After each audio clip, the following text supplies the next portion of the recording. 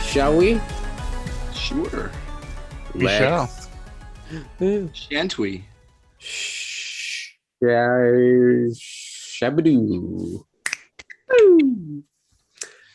Hey everybody. This is before. Great start there, Tone. I'm Oh, terrible. yeah. I'm terrible with starts and endings to this thing, and mostly in the middle as well. But we're gonna keep doing this because this is the 10-year mark. Are you serious? Oh wow. Yeah. Shit. Yeah. Well, not the end of the year will be. It's Still, like, yeah. You guys been doing it for 10 years? That's awesome. October. Well, we had a like a 2 or couple 3 years. year break. break in Wow. between. Yeah, we're like, why are we doing this anymore? Yeah. And then we got bored with like the pandemic, or shortly before the pandemic, I forget. And we started. I think you got like this burst of creativity like right before the pandemic. No, during, because we started with Byron and it was when he was living with his sister pandemic times. That's right. Yeah, yeah. We were all sitting around with nothing to do but be angry and political online, and and yeah. So we needed some sort of release, and That's what she said. yeah. Hey. Hey. And that's how we keep it here, nice and classy at the Getting Off Topic podcast. I've been watching way too much Always Sunny. So much. It's Always Sunny. What season are you in now? I don't know, like 13. 13 out of. Get up there. Yeah. They finished 15, or 15 will be the next one. I think 15 is the one that just went streaming. Okay. I don't know. Well, But yeah. I clock in about 2.5 hours of it every day. I mean, third time, like I enjoyed that show so much. I had the first 3 seasons on DVD because the first 2 came in a combo pack, and I would just watch them and then start over again and listen. Yep. Well, it's the Fun. same kind of show as like a Friends, where Yeah. it's each, like, the whole thing is its own thing. Like, it's not commenting on anything in today's politics. I mean, it kind of does, but it's timeless. It's kind I of guess, in a timeless, way. yeah. Yeah, no, it's just ridiculous and fun and just Yeah. Yeah. Uh-oh, did we lose an Andrew? I think we did. Yep. Damn charter. Uh-oh. Spaghetti-os. hello. Oh, you're back. There he is. Yay! Oh, You max headroomed out for a second there. sounds about right. Well, how's everybody doing? And what you been doing last 2 weeks? What's everybody playing, watching? Playing, watching, etc. I was lucky enough to get Horizon Forbidden West on Friday, and that game, oh, it's so good. I'm only, a couple hours into it because, I was on dad duty all weekend.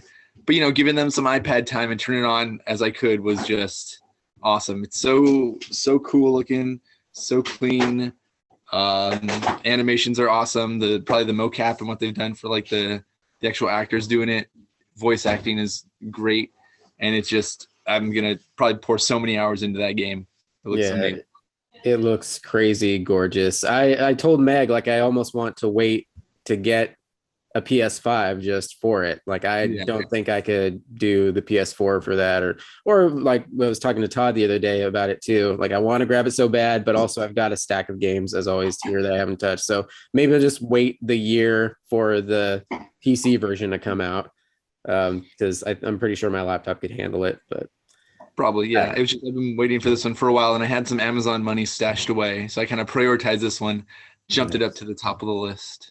And so, I mean, I'll try to finish the book club book, but unfortunately, you are forgiven. You have a valid. I don't know. It's Grady Hendrix though. Like, That's right. we just read one of his before though too. So Settle down, Grady.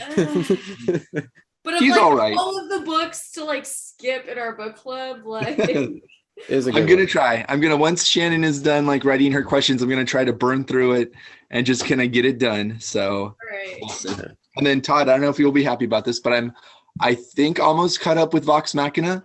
I burned through like the first 6 or 7 episodes, and it's It's really good. I enjoyed it a lot. Yeah, Yeah. no, it's real good. And those last 3 episodes are phenomenal. Mhm. Yeah. Are all of them available now? Yeah, they're all Yeah. out. They released them in bunches of 3. Yeah, Okay. And there's 12 episodes total, I believe. correct. Yeah. So Meg and I watched the final 3 this past Friday or Saturday or something. But yeah, those final 2 especially, like Mhm. they really tie the show together. So Todd, I wanted to ask you, as a critical role expert here, are they basically like taking, they're in like 4-hour campaigns when they do it live and like condensing those to like into an episode or something like that? Or how Oh no, they're jumping around a bit, and they've skipped a bunch. So the first episode or 2 episodes, I can't remember if the dragon dies by the second episode or by the end of the first episode. But that is all pre-campaign stuff that happened in their home game before they went live.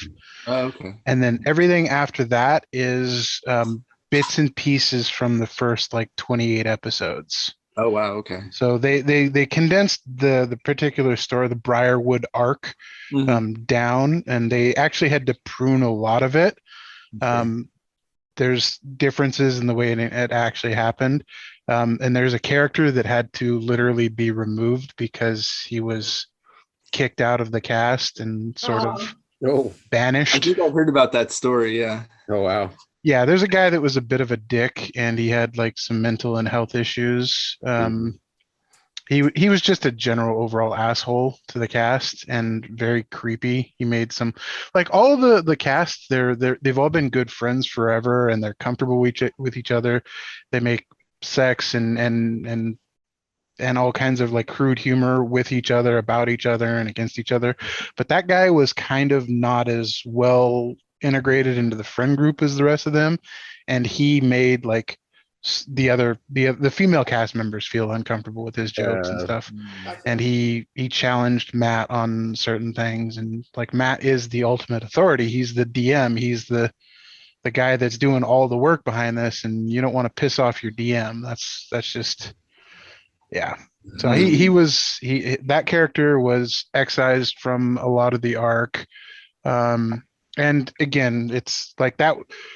The story that we see takes place over about the first 28 episodes of the campaign, which is, I don't know, 28 times 4 to 5 hours per. So, Okay, cool. but there's a lot of like arcs and mini arcs and stories that they can adapt for the next seasons. And it looks like they're actually adapting one of their more popular Chroma Concord arcs. And because well, I won't say any more than that because you haven't seen the last couple episodes. Yeah. And then the last thing I wanted to talk about, not really very nerd related, but has anyone here else watched Murderville on Netflix? I have not heard of that. No. What's that? Yeah, basically it's starring Will Arnett as a detective, and every episode, I think there's 6 of them, has another like basically celebrity guest host, but they are not given any like script or clue of what's going on, and they have to ad lib with Will Arnett as he goes through and tries to solve these crimes.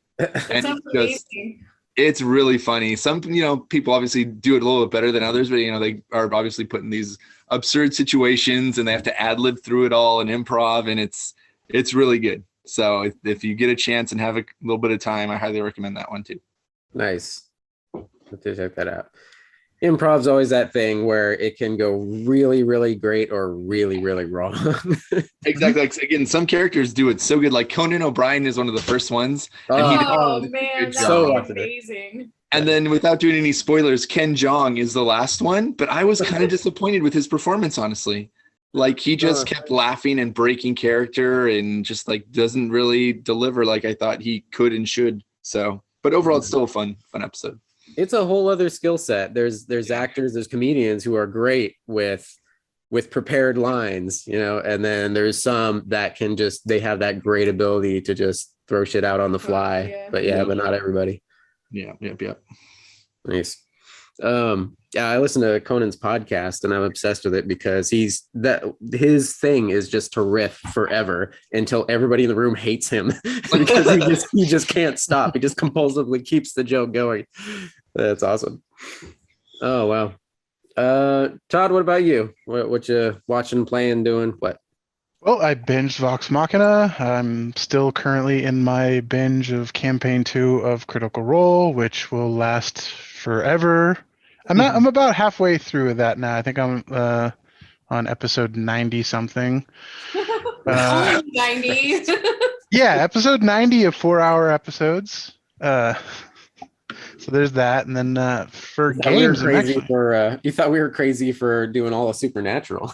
You might have us beat now. yeah, I think I do. And then games wise, there's actually a wealth of games right now that I'm interested in, and I've started playing. I think I'm gonna hold off on Forbidden West, even though I really fucking want to play it. I only have a PS4, and I don't really want to settle for the PS4 version of it. So either maybe pick up a PS5 sometime next year, or wait for the PC version of it.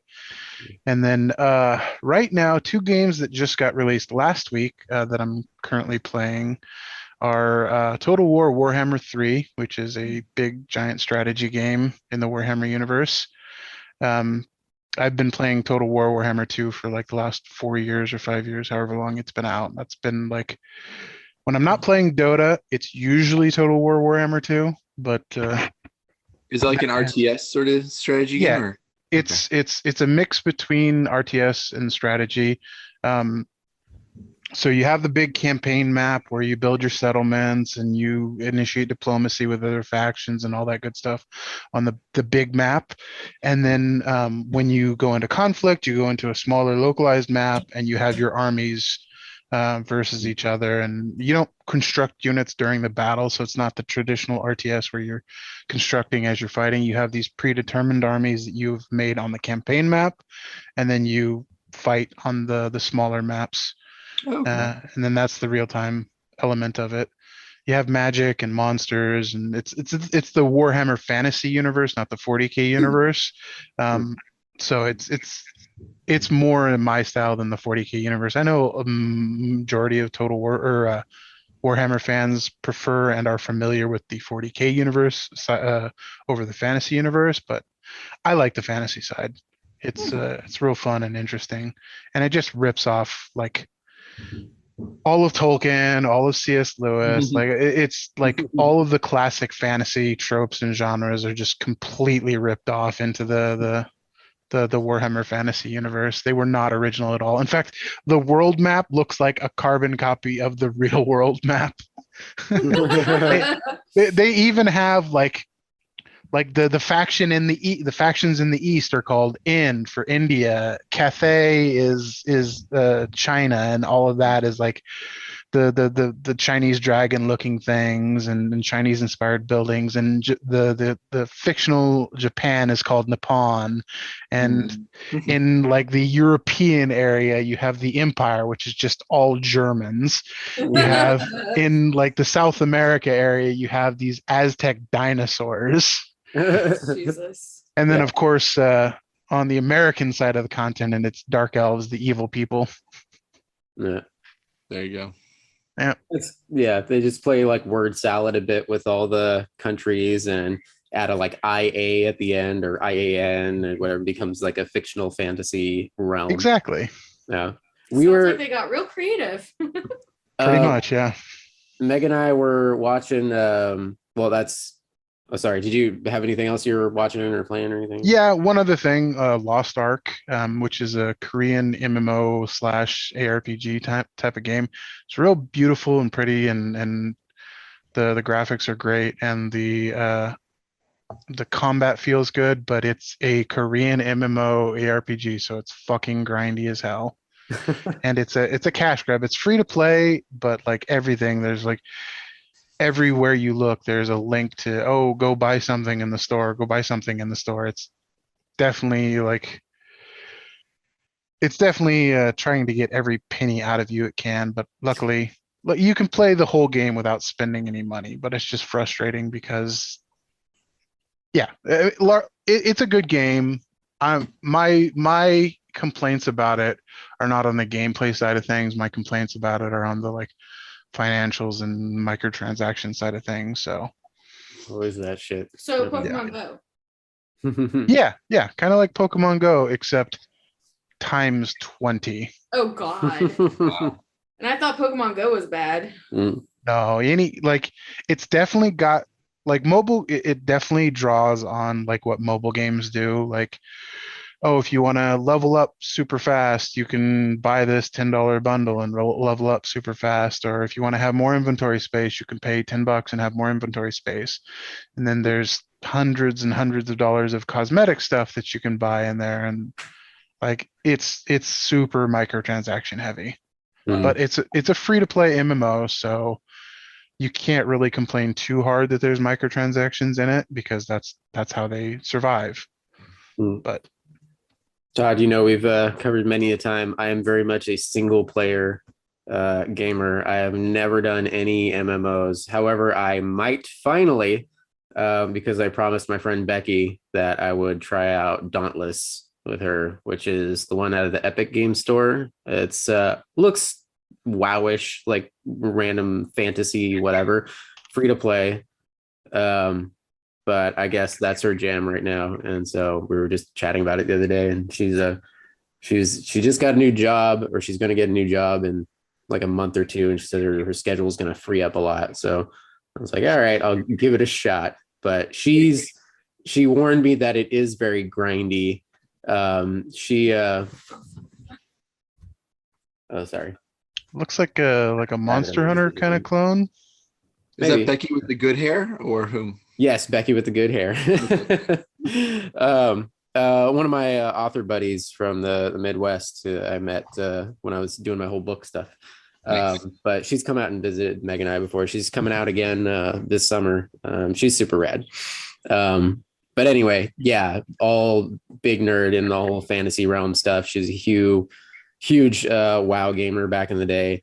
And she said her husband always made fun of her because she enjoys the grind. Like she'll spend hours a day just doing whatever you do and WoW Getting crushed bone belts, rack up the gold. And she's like, oh, but then her husband always came crying to if she could spare a coin for him because she just hoarded all this wealth. Yeah. No, I saw the little trailer for it on the Epic Game Store. It looks fun. Yeah, so what I'm reading here, it looks more like a halfway between like a Monster Hunter and a Dark Souls type game. So you fight these giant monsters and hunt them down and all that kind of stuff, and you have your just button mashing fun, just killing these giant monsters with a party of three other people. So yeah, it looks kind of cool. It's like a Meg game. There you go. Smash big monster. Get gold. Nice. When you were talking about when we were laughing about the generic fantasy shtick, all the fantasy world tropes and everything. Meg and I this past week started up on Wheel of Time show, which I'm very much enjoying it. It was just funny when we first started it. The very first episode, right from the get-go, it is so old school fantasy trope. Like, of course, there's a wizard going to find some farm boy because he might become the chosen one. Like, it's just so like blatantly obvious from like the first sentence. Like, wow. Didn't Wheel of Time start in the 80s? I think so, probably. Yeah. It was a while ago.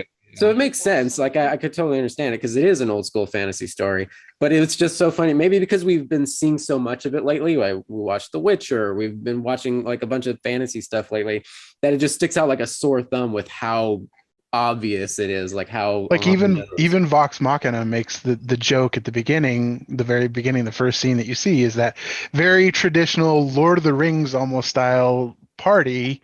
Yeah. And they get fucking murdered.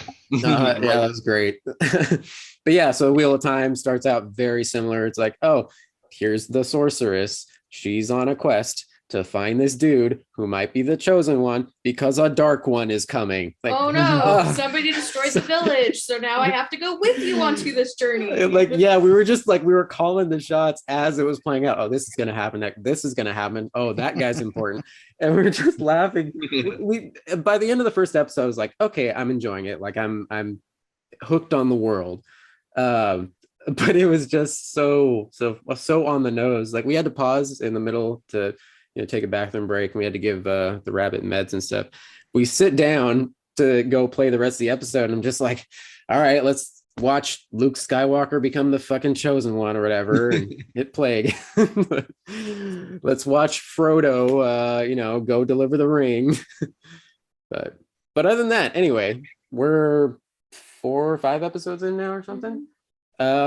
Really good, really solid. Rosamund Pike is awesome. Pretty much everybody's awesome. The one, I don't know if he's like the main character, but Rand, who is the quintessential like farm boy from the hills.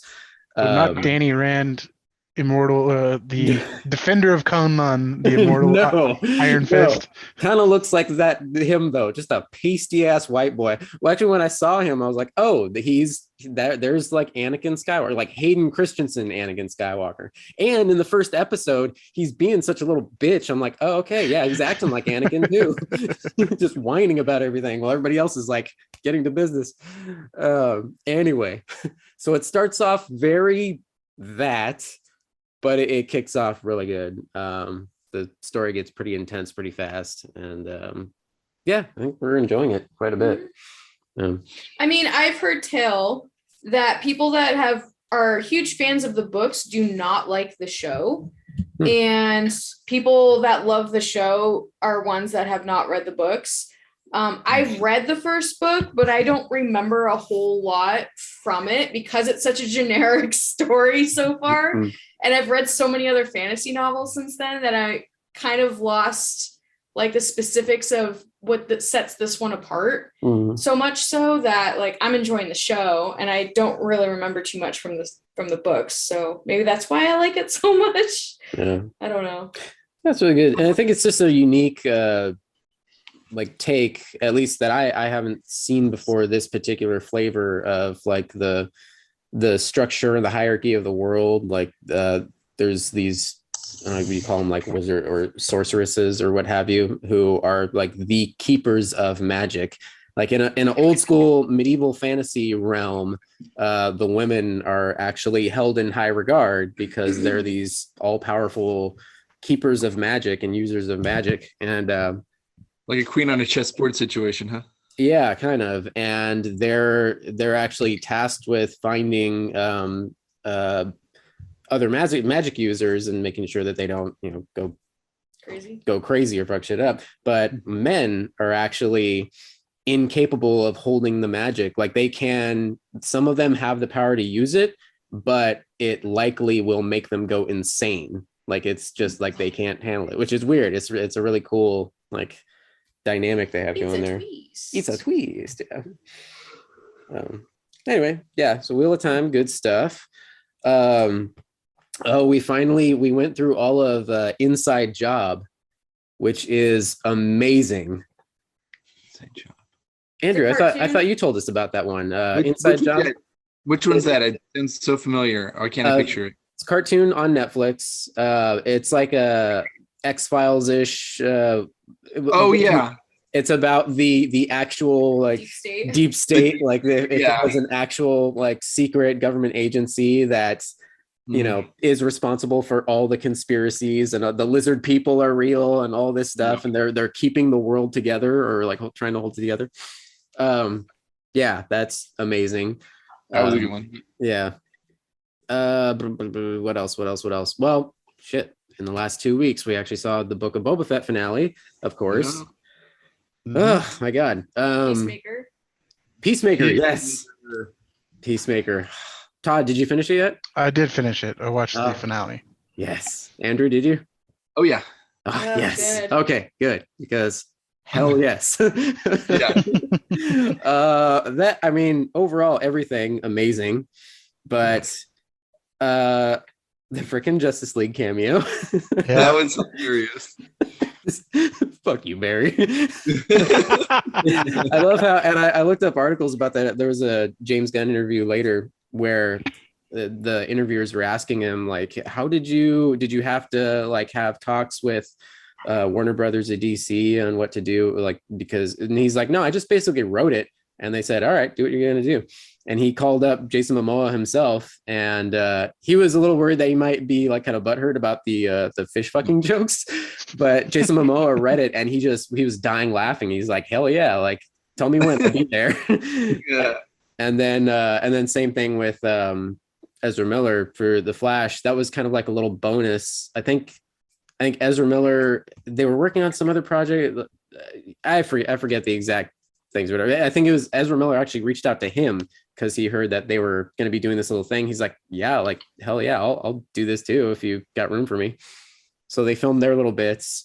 Of course, Wonder Woman and Superman are just like shadow Silhouetted. yeah, silhouettes, yeah, but yeah, oh damn it. But yeah, I don't even know what else to say about the finale. Is just amazing. I'm glad. I was really worried that in true James Gunn fashion, and being a spin-off of the Suicide Squad, a lot of people were going to eat it in this season finale.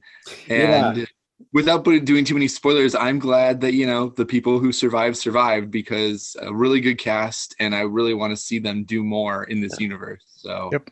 Well, this is our podcast. Spoilers for Peacemaker season finale. Screw it. there you go. I would have been really sad if Vigilante died. I was honest, like, kind of on the fence there, but I'm so glad that he's still around. Yeah. Vigilante. And to be honest, Vigilante's like my favorite like character in that show, and I don't think it would be as strong of a show without him. No, he makes the show. I think you kind of need him because when we first meet Peacemaker, Chris, in the Suicide Squad, he's just straight up murderous fuckhead. and this whole season of Peacemaker did an amazing job of showing you why he became that way with his with Nazi, because he has a literal Nazi for a dad. Yeah. Oh, so yeah. Not a figurative Nazi, not a just mild Fox News watcher, but an actual fucking put on Grand Dragon Nazi. So real quick, when we were watching the credits, the thugs, like the Nazi thugs, were credited as like shithead Nazi. Yeah, Nazi shithead, like skinhead douchebag. Like those were the character names. That's awesome. It's great. Yeah. But yeah, I think we get introduced to Peacemaker like that in the Suicide Squad, and he becomes kind of like a secondary villain of the piece. So, if they just left it at that would have been fine. But this whole, now that this is his show, he's headlining, obviously there needs to be character growth. So I think to show Vigilante's character as, he's well-meaning, but he is just a straight-up sociopath. Like, it kind of helps reflect, the other way that John Cena's character, Chris Peacemaker, could have gone, like just being 100% unapologetic about all the killing and everything. But yeah, they did a good job of keeping you on the fence of like, oh crap, it looks like everybody's gonna buy it. Frickin' Steve Agee like miraculously makes it out of the barn, drops the freaking explosive helmet, but still makes it out of there. And then, oh crap, he's gonna get stopped. Of course, they're gonna murder him now. And then that amazing touching moment where he pours his guts out about actually having the dye job on his beard. Bad beard, yeah. Which gives him such a tender moment. You're like, oh fuck, it's gut-wrenching. And then he gets out of there again, miraculously, only to stumble on the fence. And break his leg, like shatter his leg. The way he's like, what the fuck? Like he's like, he is us at home. Like, is this actually happening again? What the fuck? Oh my god, so good. I mean, he fucking like destroyed a giant, like, what was it, ape? Oh, the gorilla, and yet a fence takes him down. Yeah. You never know. Oh yeah. What do you guys think about the butterflies and their mission? Should they have been stopped, or That is interesting how that went. Because they have good intentions, but their Yes. methodology is the big question. Yeah. Like, are they doing it in the right way? Like, I don't want to get brain bugged, but I also like I'm okay with our insect overlords if there's away from catastrophe. There's no like neither choice was totally right or totally wrong. It's just Fucked up either way. Yeah. He and that's Peacemaker's journey. He ended up he kind of made the wrong call, but for the right reasons for once to That sounds protect right, people, yeah. or protect the people that he cares about anyway. Yeah, I'm glad this happened organically. They initially James Gunn only set out to do the one season, and HBO already wanted him to. They were pushing for him to keep on going and make this a continuous series, or at least a season 2. And it was actually James Gunn that held out, him and John Cena, because they were telling the story they wanted to tell, and they had to wait and decide and contemplate whether it would be worthwhile to keep going. Like if there was more story to tell, worth telling, like they wanted to. They didn't want to do it like just for the money or just for the sake of, oh, let's just keep going until we get canceled, like most shows do. It's like it was a very specific character story that he wanted to do, and then decided like, well, okay, it's people like it enough, and we do have some ideas on how his journey could continue. So it wasn't until like a day or two before the finale aired, I think they said they confirmed season 2. That's good. Oh, and then just real quick, going back to Survivors, if anything happened to Eagly, I would have killed myself and everyone on this call. So Yeah. I'm glad he survived. Yeah. I want an Eagly. Oh, man. It's an eagle that can hug a person. I mean, come on. Yeah, he's the true MVP of that series. That's sure. yeah. Well, except for taking the helmet to the freaking barn. Goes up. Oh man. It's like, bye. I mean, he is eagle, so I mean, you can only expect so much. Again, it's a bit of old news now, ancient history for the internet, but the Book of Boba Fett finale, also very much enjoyed. Of course, the nerds were very mixed on their reviews because a lot of people don't enjoy the cuteness of Robert Rodriguez. I think Book of Boba Fett in general has split the Star Wars fan base. Like, you either fucking loved it or you fucking hated it. There's no real in between. I'm for an the in-between. for the diehard Star Wars fan base. Okay, because I was like, it was fine. I enjoyed it for sure. Like, I can see the little bits of cuteness, the Hover Vespa gang and everything that like irked people the wrong way. Even did for me a little bit. We had this conversation, but I really enjoyed the wrap up. Loved Cad Bane, of course.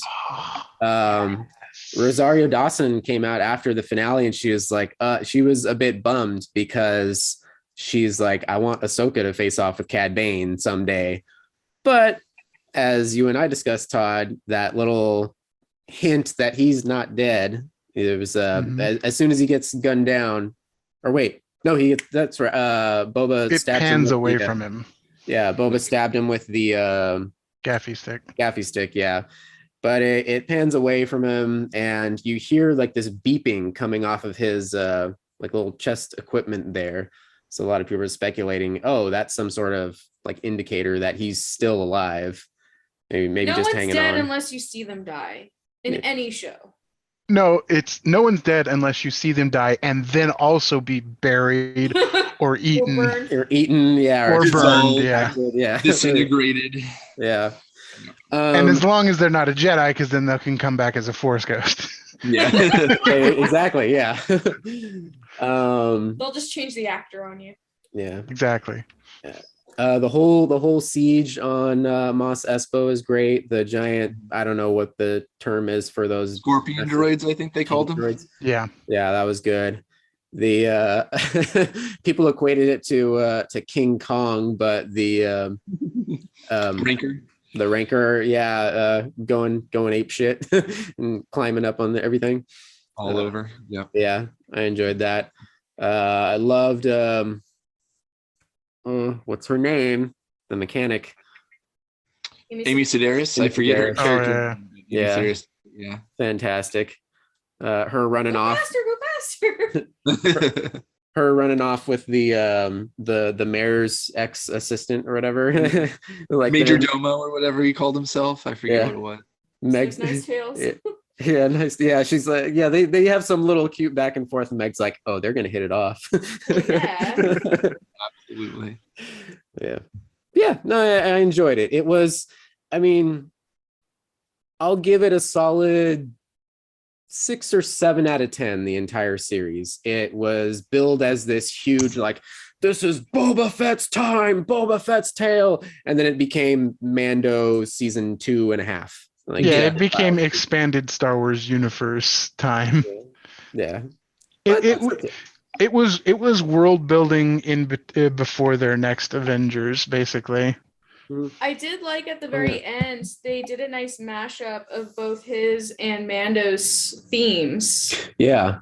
Yeah. That was a really cool sound. Yeah, as they finish off Boba Fett's story and him chatting with the other guys down on Mos Espa, and then they go back up to space above where Mando and Grogu are getting ready to take off. By the way, Todd, there's a fancy new Lego set that came out with his new ship, his hot rod, his new hot rod. I've already been eyeing it. I've already been eyeballing it. I may have to buy it. I didn't buy the Razor Crest because I thought it was a little bit on the lower end of like quality, but this one looks pretty good. All right. Yeah. So predictions for the entire Mando verse. Here's what I'm thinking. Season 3, which is going to be next. They still have to deal with Bo-Katan and Mando. Is season 3 before Ahsoka? Or doesn't Ahsoka come out first? I don't know. But okay. All right. So Mando season 3, Mando, Bo-Katan, they're going to be redeeming themselves with the Mandalorians. Darksaber is going to find its new rightful keeper because they still got that biz to sort out, kind of.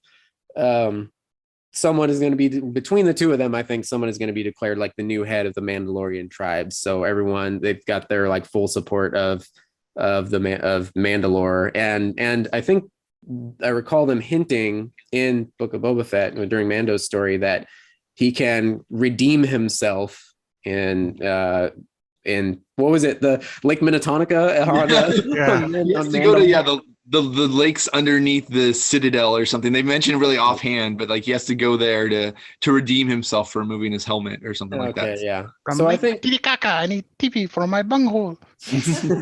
So I think that's going to be all Mando season 3. Meanwhile, whenever it drops, the Ahsoka series, they're going to be bringing it back to Star Wars Rebels heavy. She's going to be going on her quest to find Ezra from Rebels, who last we saw was missing, with Thrawn. We already saw it, and when they introduced Ahsoka in Mando season 2, she was name dropped. She was on the hunt for Thrawn. Reunite with, I think, if I remember right, they already did cast Sabine Wren. Yes. Yeah, so that's confirmed. So she's going to be back from Rebels. Maybe even introduced in a cameo in Mando season 3. Who knows? Since they're dealing with all the Mandalorian stuff. So in the Ahsoka show, they're going to get close. Probably on the hunt. Sabine could reclaim the Darksaber. Could possibly, yeah. Yeah. There you go. It's another player in the game. But I think so. They're not going to get close enough to Thrawn. Maybe he'll be revealed, but it's not going to be a final battle business yet. It's going to be like they might get close on the hunt, and then there's a trap or something. They'll have to deal with other maybe Inquisitors. The Sith Inquisitors. I bet maybe they'll be the big bads for that show. And then Mando season 4. That's everyone comes together for Thrawn Endgame, Thrawn Infinity War. Thrawn is dealt with, and that'll lead into the birth of the First Order. Because I think I forget who. I don't know if it was Filoni or Favreau or somebody else at Lucasfilm, but I think they already kind of said that they already confirmed that this whole Mandoverse of shows does lead into the birth of the First Order. Yeah, well, they've already kind of hinted at it. There was a small hint in season 2, I think it was, where when they go to the cloning facility on the bounty hunter world, Mhm. there's the theme of Snoke playing very subtly in the back when they're looking into the like cloning vats that had like failed experiments in them. So I don't remember. I don't remember Snoke's theme. yeah, I don't remember it either, but it was an article I read that like you can hear Snoke's theme, and because cloning is how Snoke is made, and they were searching for Grogu's midi-chlorian filled DNA for some reason. So interesting. Yeah, I'll have to go back and I don't remember Snoke's theme at all. It was probably similar to the Emperor's, like, yeah, something. Rian Johnson's gonna throw me in the trash.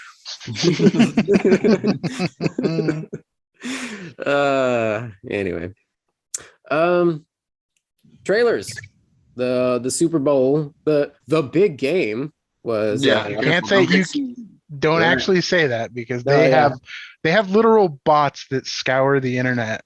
Yeah, and get sued for even saying the words. Mm-hmm. So stupid. But the important thing that happened, well, apparently some halftime show that made every millennial explode, I guess. It was a pretty good halftime show. Okay, I didn't watch any of it at all, but a bunch of new trailers, of course, dropped. We got a full Doctor Strange in the Multiverse of Madness. Dude, that whole trailer was madness. It was. I literally couldn't even follow what was happening. I was like, this is too much visual stimulation right now. There was a lot.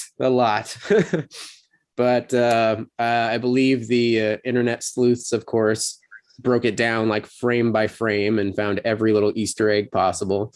Todd, you were saying there was talks of supposedly there was hints in there that it connects to maybe some of the what if worlds or dimensions that we saw. Yeah, so Captain Carter is pretty much confirmed involved somehow, because we do see Captain Carter's shield. Nice. And there's like a brief frame or something in the glass shattering of the Captain Carter like animated what if world. Okay. Do you think we would actually get like an animated world that he steps into? I don't think so. I think she'll come out of it and be like the live action. Also, yeah, that'd be rad. Also, like another Doctor Strange that's supposedly like the from the what if, the Absorber Doctor Strange that sucked in. I pointed him out. That's the one. They actually showed off multiple Stranges. There's at least I think 4 or 5 different variants. Oh, okay. Still holding hope for Bruce Campbell. Yes. From the groovy Strangeverse. Yeah. There's hints of a new Tony Stark in there because we get to see Ultron drones. Yeah. And these are the successful Ultron drones that come from the what is the Ultimate Iron Man, I think it's called, or something like that. I can't remember which version of Iron Man it is, but it's essentially a version of Iron Man who doesn't fuck up Ultron and does what Tony wanted to originally. Nice. And he would be a member of the Illuminati, possibly. And yeah, so that's the one seemingly coherent bit of a scene that we do get in this trailer is Strange is, I think he's in cuffs or something, or he's getting led by these Ultron drones to some sort of council of some sort. Comic fans are saying that this is the Illuminati, which are kind of like the wise men of the multiverse, trying to keep things in order, I guess. Isn't that the TVA? No, TWA is just for that one timeline. TVA. Yeah, TVA. The Illuminati are Well, they're from the Prime.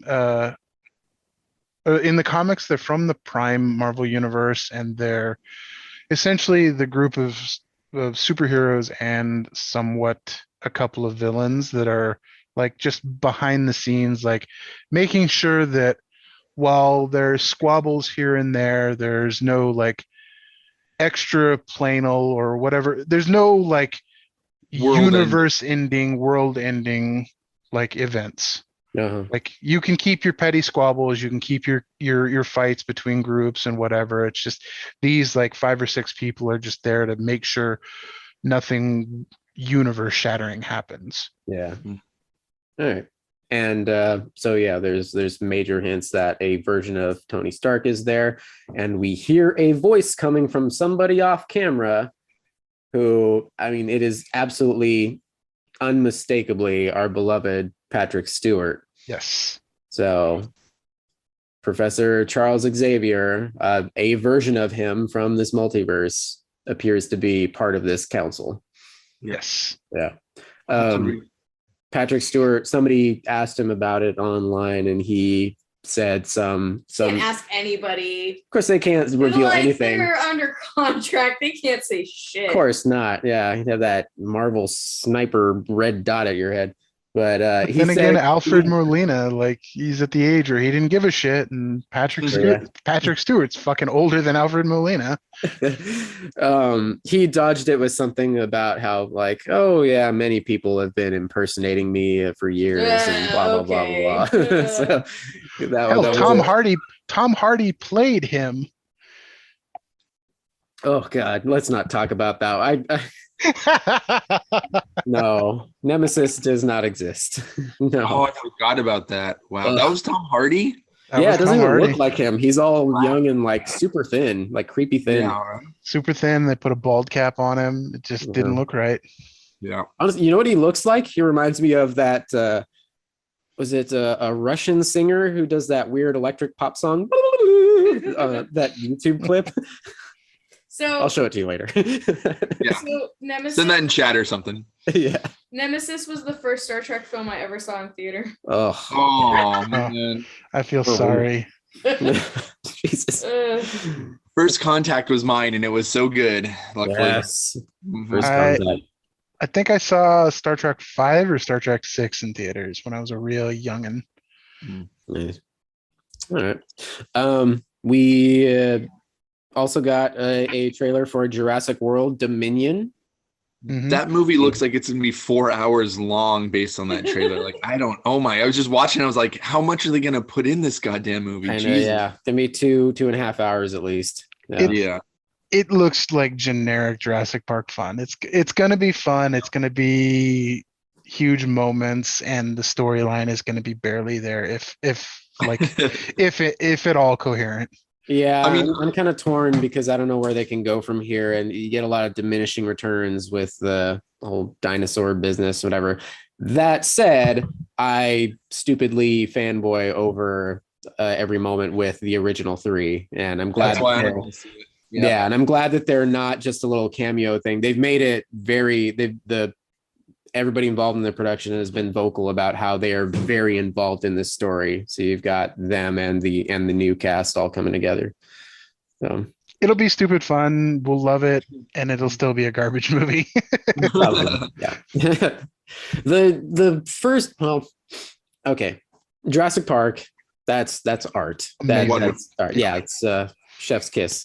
2. A lesser but still a Spielberg sequel. I still hold it near and dear. The third one I don't like to talk about. There was a third one. Every essence. Exactly. Yeah. And then the Jurassic World trilogy, as it is now, it's got more of a schlocky tone to it. It's still very fun and still has some very solid moments in it, but it's very much like schlock films with a high budget. It suffers from the Force Awakens syndrome. That's what I was just gonna say. It's literally the same movie as Jurassic Park 1, hits the same beats. It's just not as good. It just doesn't. For the next generation, basically, they're just moving it forward to do another trilogy, get more money out of it, probably. Money. Yeah. One that took me by surprise, appropriately, Jordan Peele's Nope. Did you catch that one? Oh, that looks good. I saw it. Yeah. Yeah, then the title is appropriate. Nope. Yeah, exactly. Meg and I were watching it, and the second the title card came up, we cracked up because that's the perfect title for it. You see so I guess it's aliens, like creepy ass aliens. You catch a glimpse of what looks like maybe a black hole opened up in the sky, Tornado or something. ranch Right? or something. The girl getting sucked up into it. And early on in the trailer, when the vibe just starts getting creepy, the horse just runs off. The horse noped the fuck out of there, as he well should. Yeah, I'm excited for that one. That looks fun. I haven't seen any of his new Twilight Zone series. They're pretty good. Yeah. Jen and I watched most of them. Okay. He even makes a cameo in I think at least one of them.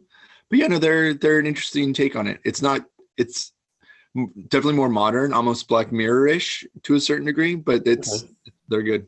Yeah, I'll have to check it out. Yeah.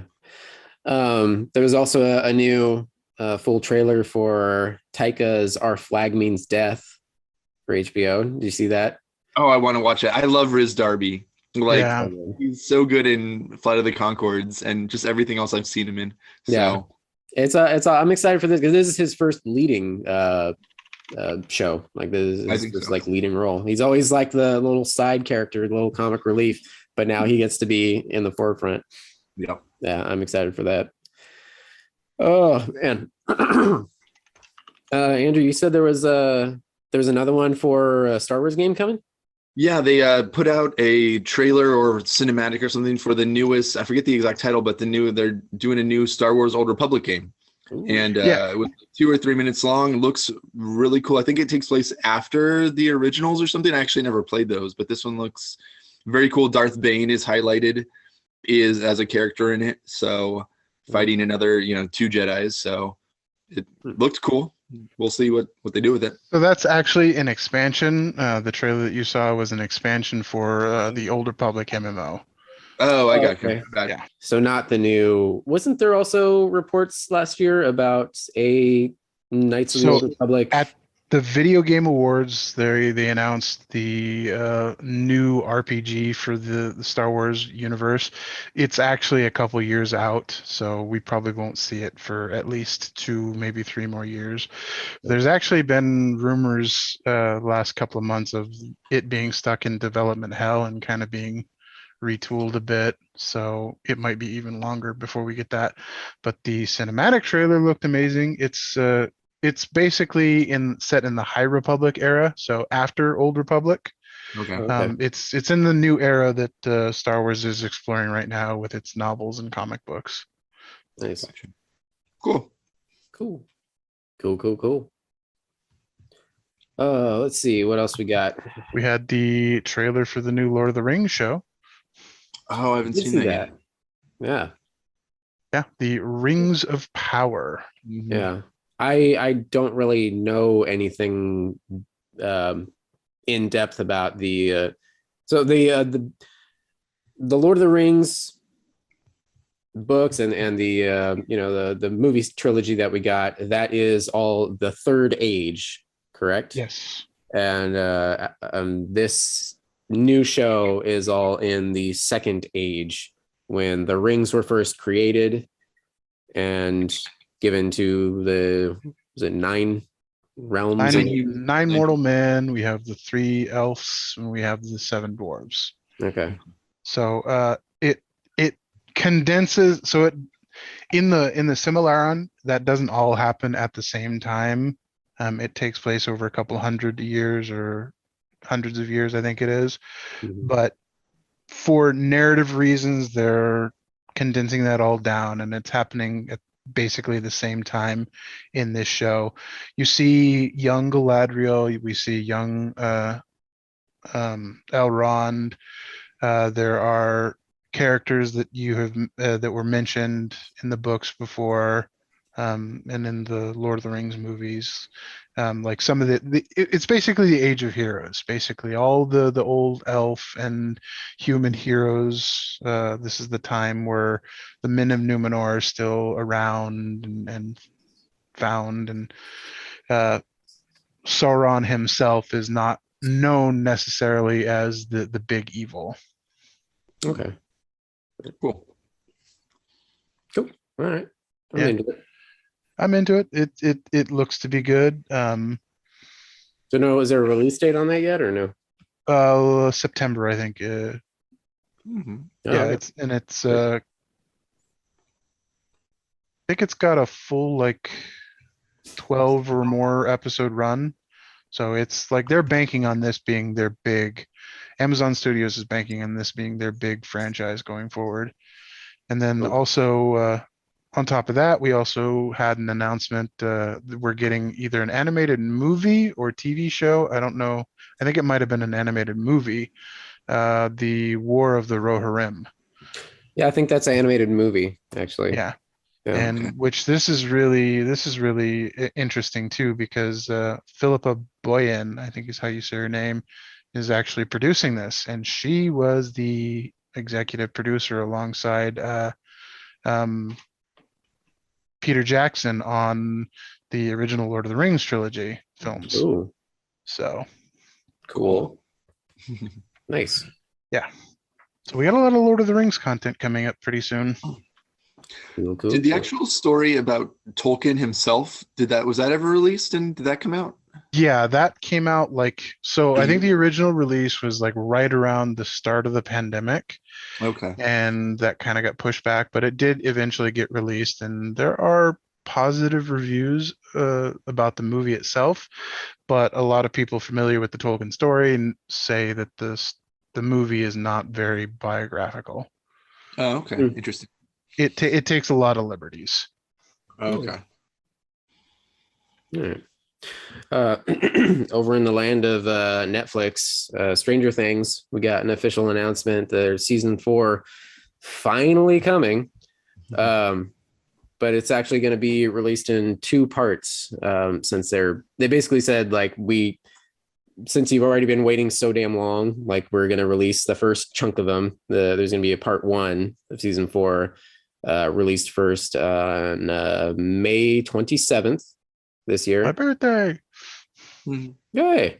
And then volume 2 will release 5 weeks later on July 1st. So there you go. And also at the same time announced a 5th and final season. So they're going to cap it off with season 5.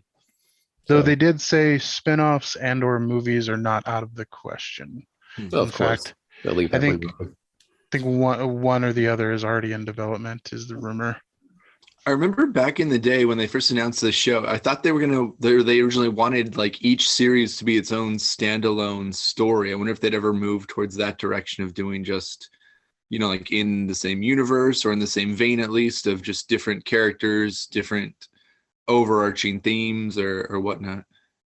Yeah, that definitely was their goal. They wanted to have it originally like stylized like a UK TV show where each series was each season was a self-contained series, and once that story wrapped up, then they could move on to the next story. But it blew up so fucking huge Yeah. that they kind of had to change plans.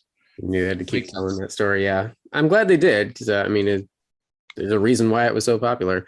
Mhm. And yeah, I don't know what else they could do in that same world, because all the events are so tied in with Eleven's backstory and the Well, experiments. there's other experiments. We saw like the girl from season 3 or season 2. Was it? No, it was season 3. There was the other experiment girl. Yeah. So there Well, are other experiments that have escaped, and we could potentially see their stories. Yeah, that's true. Yeah, let's see.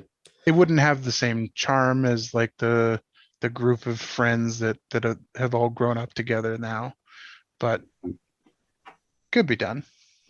I think that's the trick when you have a group that works so well together.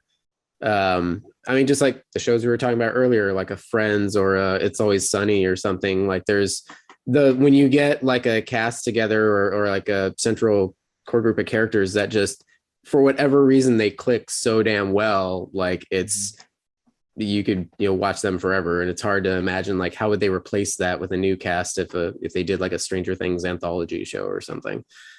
I don't know. Yeah. Speaking of that, actually, jump ahead in my notes here. I know I'm probably the only one who really cares a lot about The Walking Dead anymore, but the Tales of the Walking Dead, the anthology show. There's been a bunch of casting headlines that have been coming out in the last 2 weeks, which are really perking up my interest. They pulled in Olivia Munn, Daniela Pineda, our beloved Faye Valentine, Parker Posey, Terry Crews, Jillian Bell. So yeah, like a lot of good-looking people for the end of the fucking apocalypse. Yeah. There's going to be a lot of people with like perfect hair and perfect makeup in the end of the fucking world. Yeah, and comedians like Jillian Bell. I'm excited to see what they're going to do with that. That'll be interesting. But yeah. And your good friend Rick Grimes was spotted hanging out with Norman Reedus in Atlanta this week. Mm-hmm. So wonder why. Yeah. They would have to bring him back somehow. That it would be, I mean, I know they've had those plans forever about his own like spin-off movies or something, but it would just make no sense to not bring him back for the finale somehow. I don't know. We'll see. When is that ending? It's like do they have a final date and everything? Is it the end of this season? Yeah, so this final season is going to be over the course of the next 2 years. So it's like extra they're going to drag it out as long as they can possibly. So I think it's like by end of next year it'll be completely done. I think something like that. Anyway, in the Marvel Defenders world, FYI, for anybody who wants to watch those before they leave Netflix, all the Marvel Netflix shows, so the Defenders, Punisher, Jessica Jones, Daredevil, all of that, it's they all get removed on March 1st. And last I saw in the headlines, they haven't announced where they'll be home next. I mean, I'd assume Disney Plus, but it's more likely going to be Hulu. Yeah, because I guess Hulu, because Disney Plus, they're keeping that more like the all ages content, I guess. Yeah, though Mandalorian has some like PG-13, almost R moments in it. Mm. But yeah, they're trying to keep the more adult oriented stuff on Hulu, and then the all ages stuff on Disney Plus. Yeah. All right. And speaking of that whole world, I've still been avoiding spoilers as much as possible because I still have not seen Spider-Man No Way Home. But I know, it's killing me. It's killing me. So good. I think about it every now and then, and just how much I want to watch it again. It's killing me. But there was a cool little snippet of an interview with Charlie Cox, and just gushing about how happy he was to come back as Matt Murdock / Daredevil. And similar to what Tom Hiddleston was talking about, how he was talking about coming back as Loki when they did the Loki series. Charlie Cox, same sentiments, basically like, I'll play this as long as they let me. Like he's like, I want to keep playing this character until people say you're too old to play this character, and I still want to play him. So that was cool. And he's like, I want to do I don't want to be greedy and jinx it, but I want to do like, now that I'm in the official MCU, like bring on the crossovers, like put me with this guy, put me with this person, like let's do it all. so that's cool. I'm sure they probably have revealed some plans to him so far, but I'm sure he can't say a damn thing about it. I know there's been rumors for a long time that he would appear in She-Hulk, because she's also a lawyer. Well, not just that she's a lawyer and she interacts with him frequently, but her partner is in a lot is Jessica Jones. So she works hand in hand with Jessica Jones a lot. Perfect way to start bringing those characters back in. Yeah. Awesome. That's cool. I like Jessica Jones. I like Kristen Ritter did an awesome job. I hope they bring back 3 of the 4 actors that played the primary characters. Yeah. Indeed. Well, for Colleen Wing. I said primary actors. I think all of the supporting cast, actually 4 of the 5 primary characters. Bring back that entire universe minus Danny Rand. That's it. Exactly. Yeah.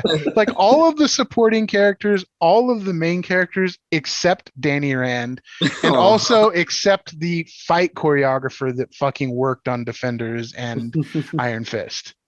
Well, now speaking of, okay, so people were thinking, oh, the Marvel Defenders shows will probably go to Hulu because it's more adult content, but there was also talks with Oscar Isaac and Kevin Feige this past week about Moon Knight. True. They were gushing about Moon Knight, and Kevin Feige was promising like this show gets darker than we have gone yet. Like there are scenes with Oscar Isaac's character where the character is pretty brutal, and so they're promising a very extreme content for the Marvel world.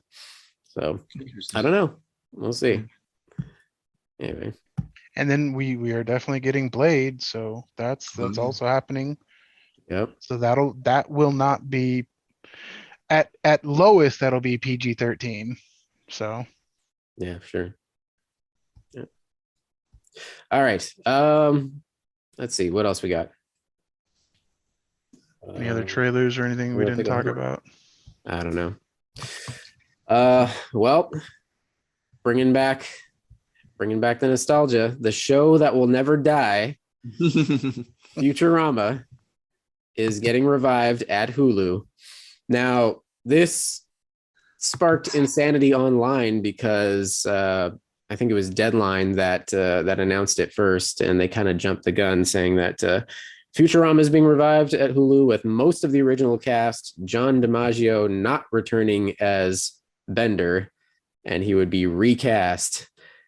To which, the internet exploded. Like, are you fucking kidding me? But I think eventually DiMaggio did come out and say, like, this is like, negotiations are happening, like relax. But he took his sweet time in doing that. At the first part, I think he was using the fans with the pitchforks there and the power of the internet, because he was retweeting. He didn't make any like official announcement. He just retweeted for several hours, like fans outcrying, saying like, we're not having it without our Bender and DiMaggio or nothing, and on and on and on and on. Yeah, there still hasn't been a deal yet, and DiMaggio has been like still retweeting and tweeting stuff about like you need to pay your voice actors better and like comparable wages. So there's still a possibility he might not come back for it. I wonder. I can't imagine. I mean, if he takes a hardline stance, and I understand it, because companies are still paying voice actors pennies on the dollars for these shows. These shows are super cheap to make, and they make tons of fucking money in ad and in merchandise revenue. So yeah. I respect that. Get there was a whole strike 2 years ago with video game voice actors over the same shit. It's like they don't pay their voice actors. No. Well, Netflix must be paying him okay, because he's back for Disenchantment part 4. I think they're on now, which Meg and I started watching this past week. Oh, that premiered already? Oh, wow. It's like the 3rd just came out. Yeah, I thought so too. It's been a while. But they just put out they just came out with I believe it's part 4. Yeah, I'm enjoying it. It's got kind of a Futurama feel to it, like more the sentimental Futurama episodes when they're later seasons. Like it's not always like laugh out loud funny. It's just because they're telling this long form story, this whole medieval fantasy story, and it's like there's still definitely funny bits to it. It's just like a silly medieval fantasy story, but not like just like slapstick every 5 seconds or something. I don't know. I like it. I watched Shannon and I watched the first season, and it was enjoyable, but I don't know, it wasn't anything that I'm like clamoring for more of. You know, like I thought it was good, but just didn't have the same je ne sais quoi as like The Simpsons or Futurama or whatnot. So Yeah. I'll probably watch it eventually. Yeah. I think it's Matt's attempt at doing like a self-contained, like straight story. Like, because Yeah. Futurama and Simpsons, they're all like episode of the day. There's no, I mean, there are a few major overarching stories in Futurama, but like Simpsons is just straight up like the continuity does not fucking matter episode to episode. They could do whatever the fuck they want. Mhm. But in this continuity, there's callbacks, there's all kinds of things that go over like from episode to episode. Like there's callbacks back into season 1 from season 3. So which is annoying because they take so long to come out. I'm like, shit, what is that again? When did we meet this guy? Well, between season 1 and season 2 it was a while, and season 2 to season 3 it was a while, but season 3 to 4, I think that was less than 6 months. So we actually, Okay. yeah. Maybe my brain is fried just from watching way too many shows and stuff. Well, that and the last 3 years have all been one fucking long ass year. Time is no longer a thing. It doesn't matter. More old stuff coming back. It's weird to call them old now, but it's been a while. J.J. Wow. Abrams and Paramount officially announced that a 4th JJ verse Star Trek movie is actually happening. Really? So they're bringing back, the Kelvin verse crew. It's not just been a while; it's been a fucking long time. It's been a 9 decade? years. The first 9 one, years. first one was 09. I'm saying since the last sequel was That was the Into con one, right? Was the last one? No, that was the one that was Into random. Darkness with Khan, that was 2013. Star Trek Okay. Beyond was the last one, 2016. Oh, okay, yeah. Beyond was the third movie. Yeah. So 6. So yeah. So it's been 6 years. Okay, But, yeah, 6 years. Yeah. But yeah, they were trying to, there was reports for a long time that they were wanting to do a time travel one where they bring back Chris Hemsworth as Daddy Kirk. And then that all fell through for whatever reasons, a multitude of reasons. There's been insane everything you can think of. There's Tarantino at some point was supposedly going to do a film with the Kelvin verse crew, and I don't know. That was more of a like we'd really love this to happen, but it's never gonna happen type thing. That Like- was bonkers. That was the level of that. Reminded me when there was the big Sony leaks back several years ago, and all sorts of like harassment and ill will shit and bad emails and everything from the Sony execs got spilled out into the open air. But also weird random movie plans, including a supposed team up or crossover with Men in Black and Channing Tatum and 21 Jump Street. Yeah, the 21 Jump Street remake. Yep. Yeah. Like seriously? But apparently that was actually a thing. That I would have watched that. Happened. I would have watched the hell out of that. Are you kidding me? Oh, my man, God. those movies are hilarious. Yeah, so that was the level of like what the fuckery when I heard about Quentin Tarantino doing a Star Trek, but apparently that almost was a thing. I don't know. Yeah. But yeah, I'm glad. I'd like to see them do one more. It's going to be sad, of course, a little bit with Anton Yelchin. that Anton Yelchin, but I wonder how they'll write him off there. But anyway, we'll see what happens. It'll be fun to see a movie form of Star Trek again. Just my only like request, and this is very serious. Can we stop fucking blowing up the Enterprise, please? Or Can once. we stop destroying the Enterprise in every fucking one of these? But then you won't have that new Enterprise smell the next time. Yeah, you always got to have the new No, smell. I mean, We've gone through 3 different Enterprises at this point, and it's Has it only been been that 3 many? movies. Yeah. It gets completely destroyed in each one of the movies. yeah. Which was it? First Contact or Where they detach? Yeah, that was First Contact. Well, are you talking about when they lose No. the Enterprise D? That's Generations. Generations was D. Generations was D when they crash land the shuttle section. Yeah. Oh, Yeah, it was. Yeah, so there was Generations was the first next gen movie, and then First Contact. That's when you get Enterprise E. When the Borg invade Enterprise E, and they do set off the self-destruct, and they don't go through with it. Of course, thankfully they don't have to. But there's a line from Picard on the bridge after they set the self-destruct. He's like, "So much for the Enterprise E. We barely knew her." And I always think about that now. Every time there's a new Star Trek movie, they blow up the fucking Enterprise again. Like we barely knew any of them. Line must be drawn here, no farther. God, it's so good. Oh, yeah. You know what?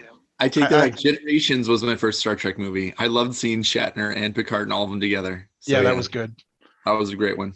I know that one gets mixed reviews, but I love Generations. Yeah. That was one of my favorite movies, and it also has one of my favorite versions of the Enterprise. I love the Enterprise B, the Excelsior class Enterprise. I love the Excelsior class was my favorite of the old Star Trek ships. Okay. Yeah. Yeah. Nice. Todd, why don't you spill on the next bit of news here? Because I know you're excited for this. Yeah, I think I'm looking at the exact same note that you're looking at. Mm-hmm. So one of Tony and my favorite franchises right now in video game worlds is Fallout. And we all know there is a Fallout TV series in the works right now from the same people that brought us Westworld. We have gotten our first major casting news out of it. The lead cast is going to be Walton Goggins. Awesome. Yes. He is fucking amazing in anything he does, and he works in a lot of genre TV. So I think this casting is fucking perfect. If you need, he's in there kind of like Oliphant. Like if you need some grisly kind of westerny, southern/westerny character. Yeah, to start some shit. You call in Timothy Oliphant if you need the pretty face. Good guy for Timothy Oliphant. Yeah. And then the bad guy that he faces off with, you call in Walton Goggins. Yeah, because he can play a convincing psychopath. Like, did you just lose power? No, just the lights are on a timer. Hold on 1 second. Yeah, like one of my favorite to this day, one of my favorite series is The Shield. Not Agents of S.H.I.E.L.D., but The Shield. It's an FX drama around the same era time that Nip Tuck came out. I know you're a fan of Nip Tuck, Tony and Meg. Mm-hmm. But The Shield is actually what started that era of television where it's like on network television. Well, it was still cable television, but it was considered network adjacent because it was on FX. They wanted to show like brutal, gritty crime dramas, and The Shield was just the crescendo of that genre at the time. It was fucking perfect. And also, good. Sorry. Walton Goggins was one of the primary cast, the main characters. He's one of the 4 members of the Shield strike team, and his portrayal of Shane on that show was just fucking amazing. No, I mean, just going back to the comparison with him and Timothy Oliphant, like Justified. If you haven't seen Justified, his role in that was amazing. The play off each other that those 2 characters have is phenomenal. And I think like that's one of the best roles I've seen him in, was in that series too. Yeah. Justified's on my list to get around to. It's always been highly recommended. I just haven't taken the time, but yeah, for sure. Yeah, I'm excited for that. I mean, I'm already excited for the Fallout TV series because we've been wishing that to come into existence forever. And now Walton Goggins. Todd texted me that headline, and I texted him back the Leo from Django Unchained. Like you had my, what was it? You had my interest, but now you have my attention. What do you know what that's gonna be on? Did I hear that was an Amazon show Yes. or It was Amazon. an Yeah. Amazon show. Yeah. cool? And then I got excited on similar lines, video game God. adaptations over in the Don't- Netflix. Quick note before you go. I'm Oh. just looking over Walton Goggins' like early IMDb career. Mhm. He was in the next Karate Kid. He was the bad guy, right? Yeah. Yep. And he Wow. was in an episode of Jag. He was in CSI as like a random Yeah. killer. He's been in a bunch of weird random B-roll stuff until he finally got. I think it was like either The Shield, like you said, or Justified that really put him into to show what he can do. And ever since then, luckily, he's had a lot of better opportunities to really showcase his talent. Yeah, his first major role was The Shield. So Okay. I think if you're a working actor of that era, you had a Jag episode. Nobody's ever actually seen Jag, but everybody's been in a Jag episode. Hey, my best friend's grandma saw every episode of Jag. Okay, so I watched a take lot of Jag with my dad. So That's a dad show for sure. it spawned the wonderful world that is NCIS.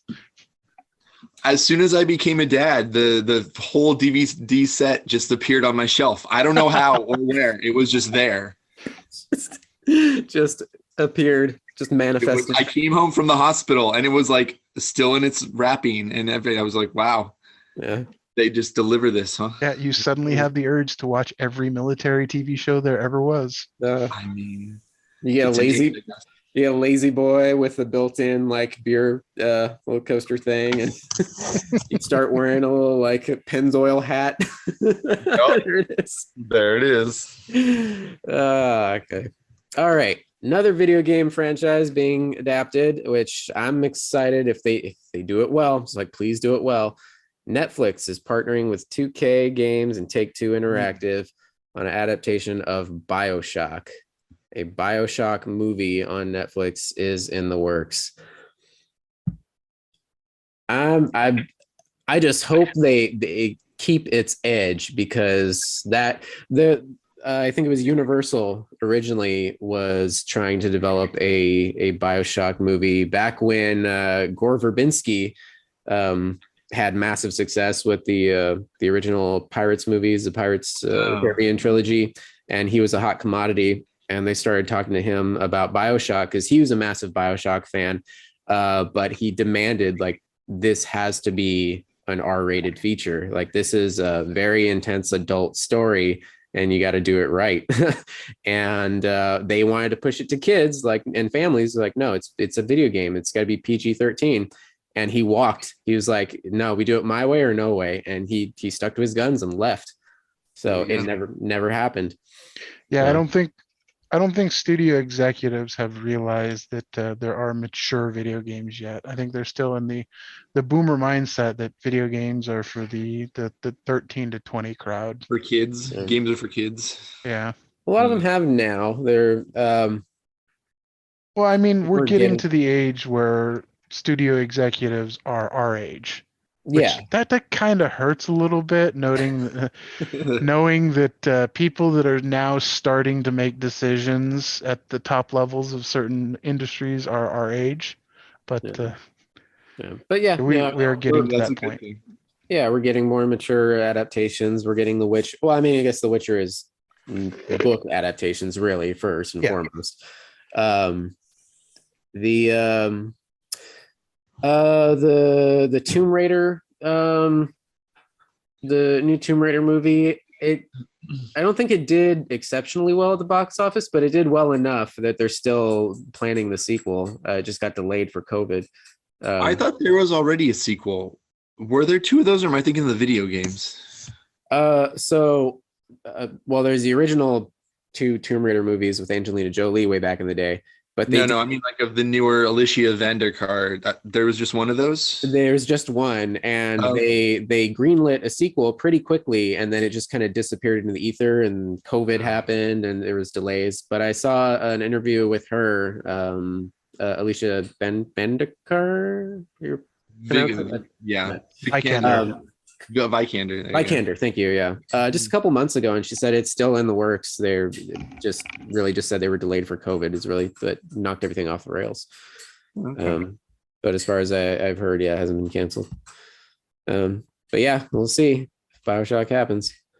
Interesting. Tony, did you ever see was it Ex Machina with her in it? Yes, her and Oscar Isaac is a creepy, her creator. And what's his face, also from Star Wars, who played the weird little Imperial captain? Oh, right. Dom Hall Gleason. Yeah. Yeah. I was very impressed with that. I thought that was a way more interesting movie than it was going to be, just on like existentialism and what it takes, like what is consciousness. So yeah, that was a cool little artsy one. Mm-hmm. Yeah. Speaking on that same line, subject matter and artsy sci-fi. Next headline I got, there's a Blade Runner live action series in the works. Interesting. Yeah, again at Amazon, Blade Runner 2099. So the first Blade Runner movie took place in 2019, which is funny. 2019, future Los Angeles. When the future was gonna be new and amazing. Yeah. And then we got the sequel, the Blade Runner 2049, which was fantastic as far as I'm concerned. Oh, I need to rewatch that. It was so good. Really good, yeah. Such a freaking pretty movie. That's if anything good. can be said for Dennis Villeneuve. Yeah, he makes really pretty movies. That's definitely a movie you put on a giant TV and just watch in the background just for how pretty it is. Yeah. I need to go buy that 90-inch at Costco just to play that. Real quick tangent, did you ever see Dune, Tony or Todd? Did you guys ever see that one? Yeah. Oh yeah. I think we talked about it with you on the podcast. Did we? Probably. Yeah, I think you're okay. Yeah.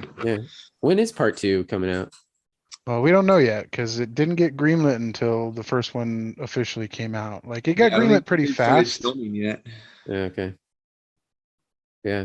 But yeah, so Blade Runner 2099 in the works at Amazon. And I believe they even said Ridley Scott would be returning. I don't know if just in like a producing fashion or actually directing episodes. Okay. That'll be interesting. Yeah. Yeah. One bit of news that has me really excited, jumping back to the Star Wars real quick. I don't know if we talked, I don't think we mentioned this, but Obi-Wan Kenobi is coming out real soon. Yes. And one bit of news that we had in the last couple of days is John Williams officially returned to the Star Wars universe to work on Kenobi. The main theme and the score. Yeah. Yeah. He said he was retired after the last one, but no, he came out of retirement for this one. That's awesome. Hanging in there. That's like when, Stephen King says he's retiring, he's not going to write anymore. And then next year, 2 more books come out. Dude, Stephen King's like sneezes and he's got 10 pages written in a new book. Son of a bitch. I love that bit on Family Guy. I got a book about a haunted lamp. When can you have it for me by? It's great. Yeah, that's awesome. And they did announce the premiere date, which will be May 25th, which is in fact the 45th anniversary of the original Star Wars going to theaters. Yep. Oh, cool. Yeah. Man, my birthday weekend's going to be real full. Yeah. Obi-Wan, got Stranger Things, all of my favorite things. These are a few of my favorite things. These are a few of my Stranger Things. Whatever. I don't know. In other news, Sound of Music now. I haven't watched any of it, but the Halo TV show is already renewed for a season 2, or hasn't even premiered yet. No, it hasn't premiered out. yet. No. Okay, yeah. So they got an early season 2. I guess That's an easy win for them. I mean, the show doesn't even have to be like super good for it to be popular. Yeah. Like just a video game show where shit blows up and gets shot. There's pretty people to look at. Like that's a golden opportunity right there. Enough references to the original for nostalgia and for people to know what it's about and be like, oh, I remember that or whatnot. Like that'll be, yeah, like that'll be enough. Cool.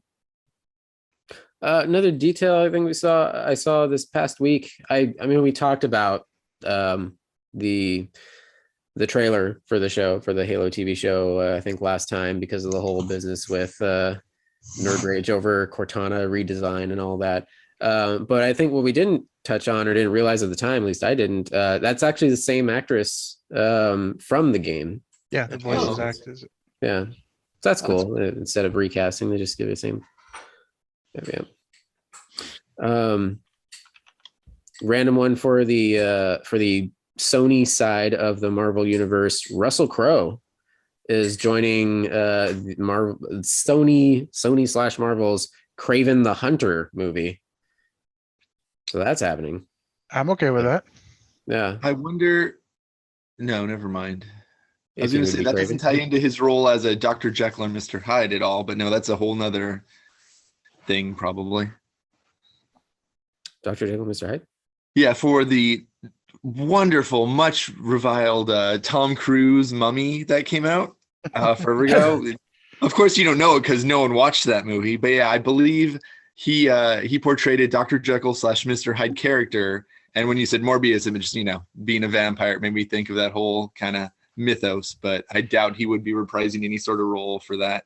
No, that mummy film, that wasn't connected to the Universal Monsters attempt at a shared universe thing, is it? Yeah, it was. It was supposed to be. It was? Yeah, they were trying to create that whole world, and it just totally tanked.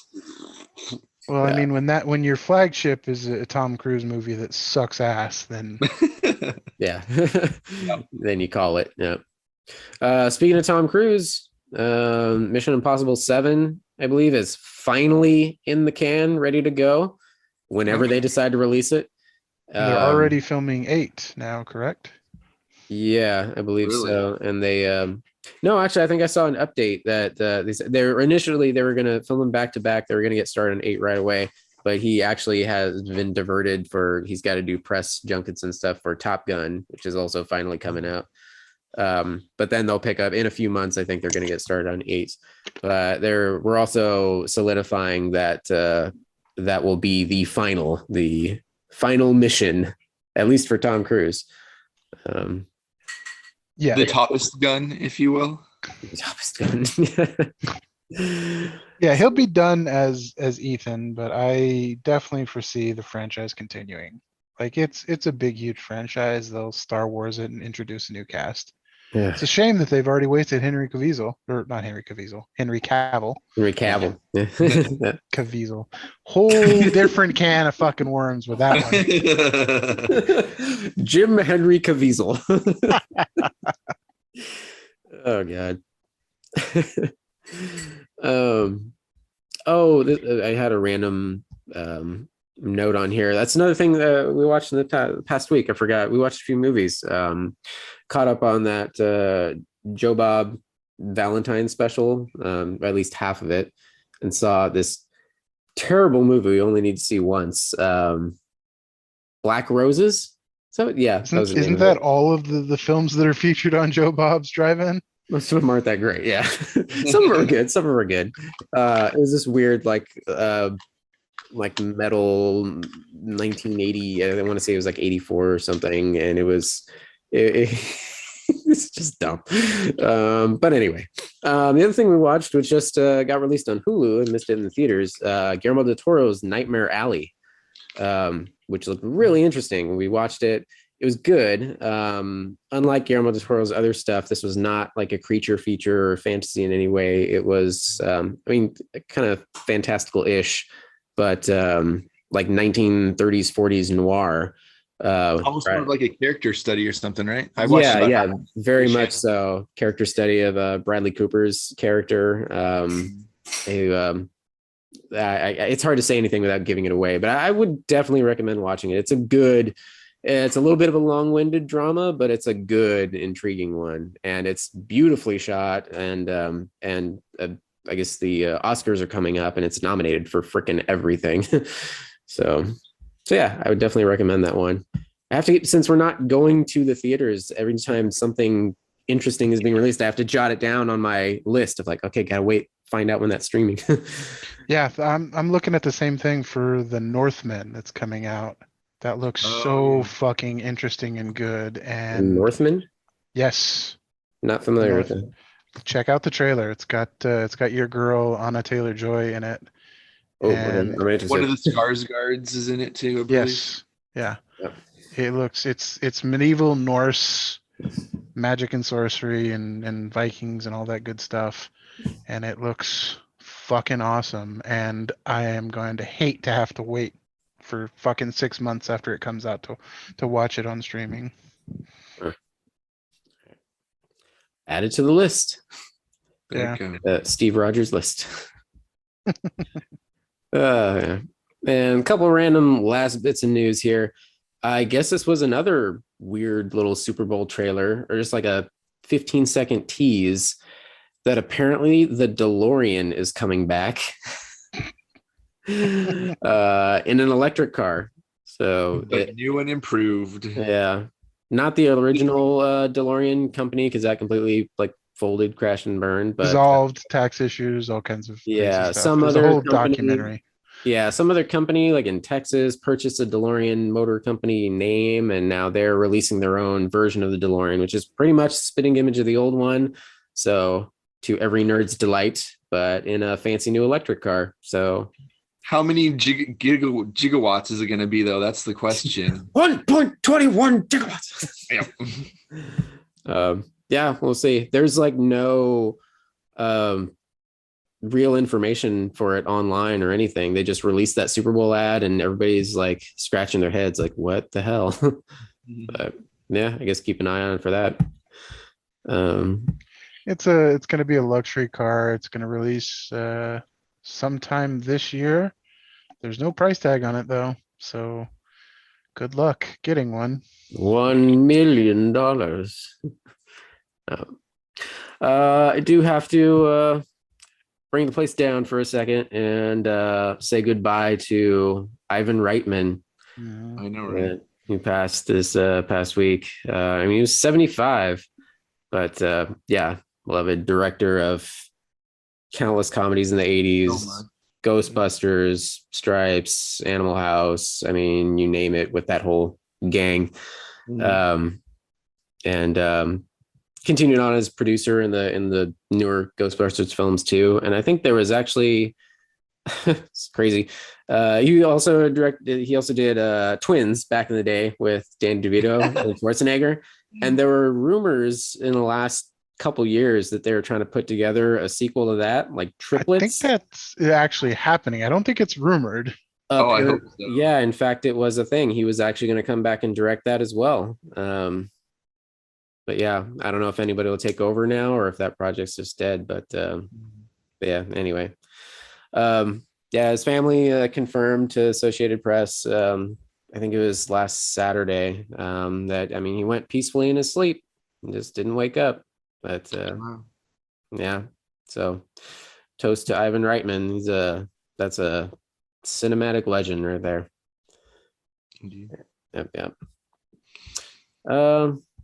And last but not least, this is completely weird and random.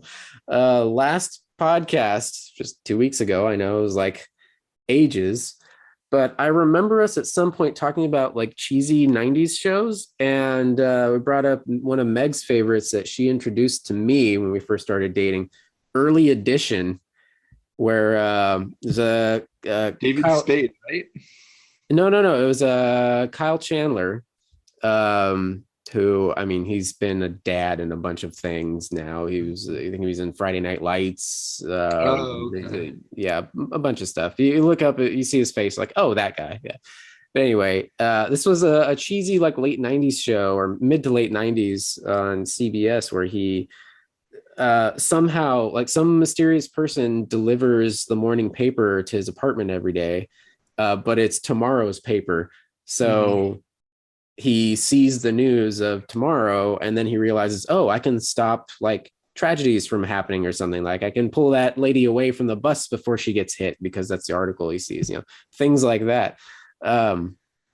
Completely random, forgettable, like 90s show. And a day after we are randomly talking about it last podcast, I see a headline on deadline that Early Edition is getting a reboot Jesus Christ. on Wow. CBS. Hollywood is really fucking running out of ideas. Just Kind of scraping the bottom of the barrel. What's gonna be next? Like two guys, a girl, and a pizza place? Like yeah, we're gonna get another one of those. We're gonna get a what Whole was new the perfect 90s stranger. what was the 90s kids show with the girl that had superpowers and talked Alex to her dad? Nick. No, she talked to her dad. She could stop time for like a few seconds at a time. Oh. And she talked to her dad through this weird like triangle or Yes. pyramid like crystal thing. What was the name of that? Out of This World. Out of This World. That's Yeah. the next one they're gonna fucking reboot. That was 87. They Jesus should Christ, do was another it that long small ago? wonder is what they need to do. Let's I do a wouldn't- small wonder, guys. I actually have a personal connection to that show. My Out of This World. Oh, Out of This My World. my sister's first husband actually worked on that show as an assistant, as Oh, a man. PA. Nice. That is so funny. I mean, he was a straight up asshole, but Oh. I remember the stories and seeing that, and like he had some of the memorabilia and like cast jackets and all that good stuff. That's one of those shows that is like buried deep in my memories, and I haven't thought about it in ages. Like I'll maybe think about it once every 10 years and go, was that just a fever dream or did that actually happen? And then I'll hear that theme song in my head. Like, would you like to swing on a star? Whoa, Oh, that God. terrible 80s rendition of that. Oh, and fucking Burt Reynolds was the voice of the dad. He was? He was, yeah. Wow. Oh, I'm gonna have to look at YouTube clips now. I Scott vaguely remember an Baio was in episode- that. I vaguely remember an episode where they went to Universal Studios and she like does her like freeze time thing, or she actually reverses time or something, because they're going through like I think like the Jaws part of the tram tour thing and like things reverse, or I don't know, maybe I'm misremembering it. Oh, There's so they something- filmed it 30 feet away from you where they usually film it. Yes. Oh my god. Oh, I'm gonna have that terrible 80s theme song in my head for the rest of the night. Just watch the intro to Peacemaker for a couple of times. Yes. That'll do it, yes. Do you really want to? Do you really want to taste that? It's so good. It That whole soundtrack was fucking amazing. I loved it. really is. By the way, if you want to jam out to that soundtrack, because immediately once we watched like the first couple episodes, I was like, oh, I got to look up the soundtrack to this whole season. And James Gunn actually released a official playlist on Spotify, so you can just listen to his playlist of the whole season soundtrack. There's never a bad time to rock. So yeah. Yes. Absolutely. Never a bad time to rock. Oh man. And they got to, they're going to do a whole new season 2 musical number. I hope so, because so many of the people are no longer with us in that intro. So they That's kind of right. have to. Yeah. Who's passed away? Well, The cops. the cops. All the cops, yeah. Oh, that's right. And, There's, I mean, I his- don't Why think was- Adebayo is I going to thought be you meant like in anymore. real life, like they're no. Oh, longer no. with us. I'm like, what? guys, Steve Agee is no longer with us. Why was that fucking partner cop so familiar to me? What has he been in? Oh, he was in What a was bunch his of fucking early name? 2000s like teen movies. The thing that I always think of was not another teen movie. He's the guy with the baby dick. Oh fuck, that was him. Yeah, he was Yeah. in that whole like early 2000s era. He was probably an extra in American Pie or one of the American Oh, I'm Pies at some sure. point. Probably in like Road Trip or Euro Trip or both. Yeah, A Fucking ton of Euro stuff. Trip. Yeah. That's one I haven't seen in Rat forever. Race, maybe I'm Rat gonna look Race him up too. right now. Yeah, I saw that guy. I was like, oh, that guy. Mm-hmm. He's just one of those faces. You immediately go like, oh, early 2000s. Back when probably a bulk of his early career, he was in movies where the end credits was, they were playing All Star. Wow, you described an entire genre of film right there. That's it. That was the All Star era. He was in Riverdale. All right, I introduced Andrew's kids to the musical talents of All Star. I mean, hey, now they're a rock star. Hey, they've seen Shrek. Okay, you didn't introduce them that we haven't already shown them. They've seen Shrek. Well, Oh, at the man. time, Shannon said that they hadn't seen Shrek. And she's lying to you. I showed them Shrek a long time Okay, ago. all right. So there. I showed it to them and I made them sing along. I did the whole thing on their eyelids, like oranges or Clockwork Orange, so they had to watch it. I put the drops in and everything. Oh man. Oof. All right, guys. Anything else, or should we end on an all-star high note? Oh, I started playing Ring Fit on Switch. Oh yeah. Oh yeah. How is that? It's super goofy, but it makes you do physical activity. So I guess it's a positive in that sense. Yeah, it looks fun. You feel like you've gotten like a modicum of a workout or activity in afterwards? Oh yeah, for sure. Especially after like the first 2 days, like I was legit sore, but that's going from like completely sedentary to, here, move this thing, Yeah. Yeah. Next thing we know, you'll be playing Just Dance with the Wiimotes waving around, Nice. The Joy-Cons. the Joy-Cons. Yeah. Yeah, I mean it's fun, and I like the fact that you don't have to think too hard. It tells you exactly what you have to do. So Cool, yeah. Good. Yeah, she's definitely working up the sweat. I mean, some of those moves I see you're doing, like when it's kind of like RPG-ish, like you're going through these. it's basically Super Mario World or Super Mario Brothers, but like in a fitness game. Okay. But Meg was showing me like she's going through these environments and like you collect, there's like rings to collect, almost like Sonic, but you gotta like squeeze the ring thing that they give you in order to collect them. You kind of like vacuum them up as you're running by. And then when the terrain changes, like she's stomping through mud or she's going uphill or something, like they make you do high knees. So that stuff will definitely tucker you out. Sure. Yeah, for sure. There was a level where Sorry to interrupt, but going back to our everybody that was working during this time was on an episode of Jag. This guy was in 2 episodes of Jag. Of course he was. Of course he was. Of course. Okay. Sorry, Meg. That's cool. There was a level where there's like treadmills going one direction, but there's also treadmills going against you. So you have to, run twice as hard to go up this treadmill hill.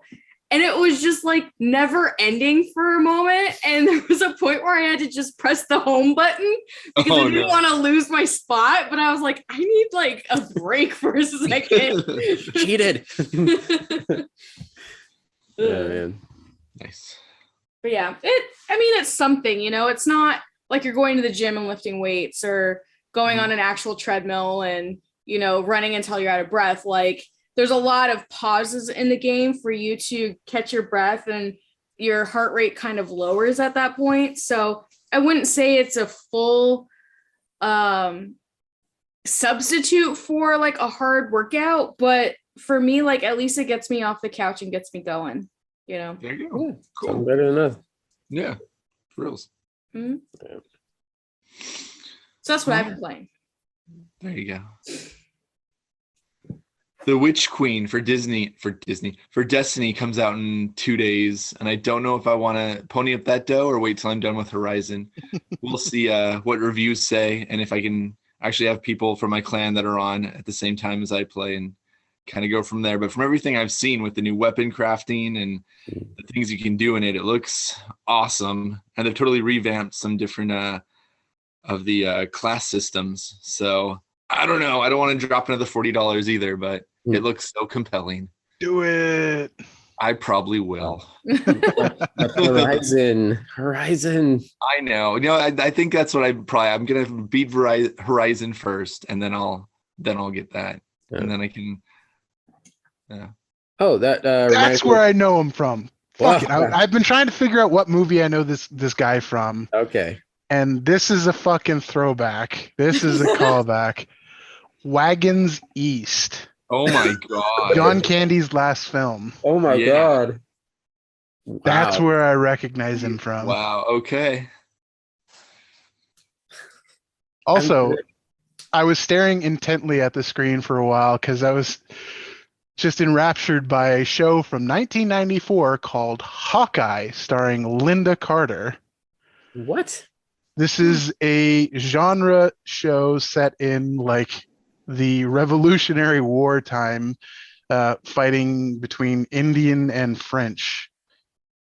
So yeah, like I kind of want to fucking watch this, but the screenshots just look so bad. The costumes are fucking awful. One of those the low budget lost adventure shows like It's like it's definitely in like the Briscoe County Jr. slash Yeah. what was the other medicine woman? What the fuck was her name? Dr. Quinn Medicine Dr. Woman. Dr. Quinn. Quinn Medicine Woman. Uh-huh. Yeah. That very kind of look. cool. Wow. I used to watch that all the time. Yeah, yeah. Now she just sells crappy jewelry. Sure. Yeah. She's So I- definitely a late night infomercial. Yeah. I guess. Oh, one last bit. You reminded me. It's probably about high time. I think I'm ready to try Cyberpunk on my Oh, yeah. laptop now because they just released a massive patch, which not only fixed. It wasn't just like visuals or anything. They apparently people are learning more and more about it. People are like digging down into, because they only announced like the high level stuff that they fixed, and even that was a giant comprehensive list. But there's more and more things that people are discovering. Like they fixed the AI for all the NPCs. They fixed they revamped the entire driving module. They a bunch of new character options. I guess you can own apartments in the city. It was just like a thousand things. They basically made it the game that they initially they're slowly getting towards the. So and it's funny that this comes up too, because also another game similar to that, No Man's Sky, also released a huge patch the same time that they're slowly delivering on the game that they promised they were going to deliver on. It's not quite there yet, but it definitely looks like it's a playable good game at this point. So I think it's not gonna really reach the levels of Witcher 3, as in like, oh my god, this is a great game now, but it's definitely getting to the point where if some random person that knew nothing about it picked it up, they could play it and enjoy it. Okay.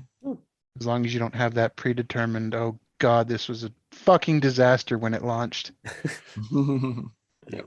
See, it pays to wait for games. You wait until all the bugs are fixed, or in the case of like, a game that's already gorgeous, like Horizon or something, just wait a year or so until the collector's edition or game of the year edition comes out with all the DLC and stuff. Or in like my case, wait 5 years till No Man's Sky is an amazing game now. I've preached this before, but if you need something that is just super chill and just brain off, relaxing, good fun time, play No Man's Sky.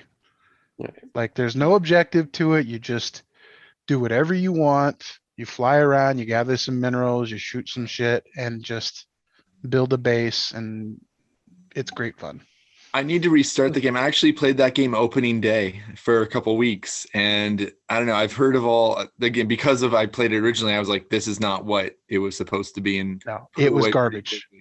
But I was an apologist when it came out. I said, "Oh yeah, this is a great game. It's super fun, super chill. Exactly what I'm looking." No, especially if you compare the game state from what it released as to what it is now, it's a completely different fucking game. Yeah. So I really need to go and give it another shot one of these days. Like you said, like when I just want to just chill out and fly around a planet for a while, give it another go. So.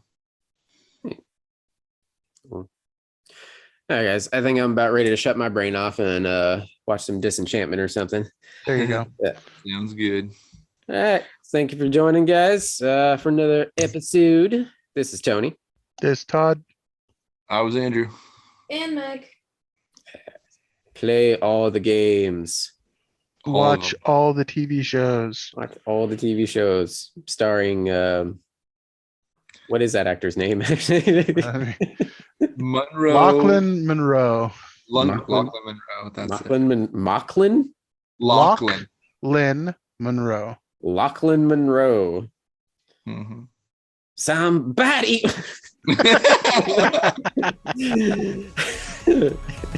See you guys. Oh, yeah.